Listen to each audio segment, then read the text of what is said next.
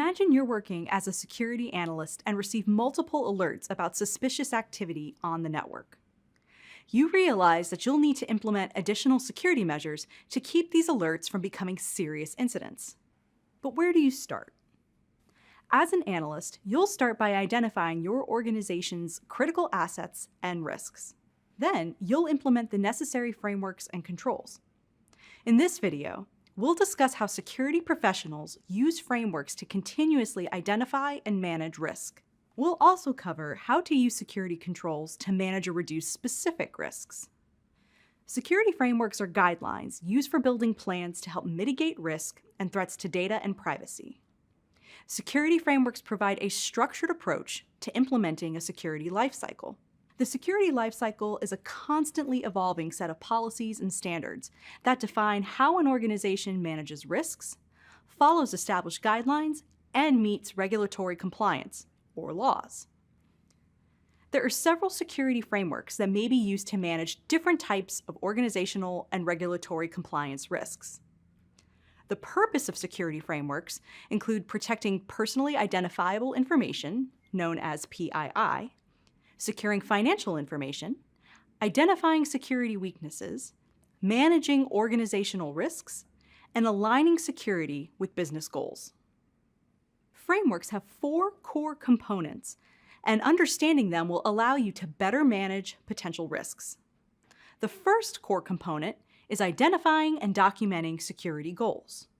For example, an organization may have a goal to align with the EU's General Data Protection Regulation, also known as GDPR. GDPR is a data protection law established to grant European citizens more control over their personal data.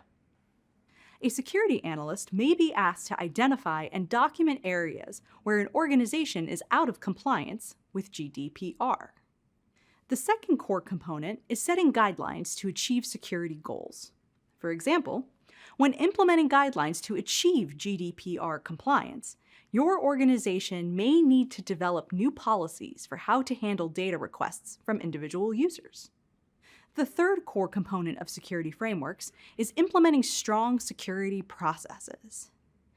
In the case of GDPR, a security analyst working for a social media company may help design procedures to ensure the organization complies with verified user data requests. An example of this type of request is when a user attempts to update or delete their profile information. The last core component of security frameworks is monitoring and communicating results. As an example, you may monitor your organization's internal network and report a potential security issue affecting GDPR to your manager or regulatory compliance officer.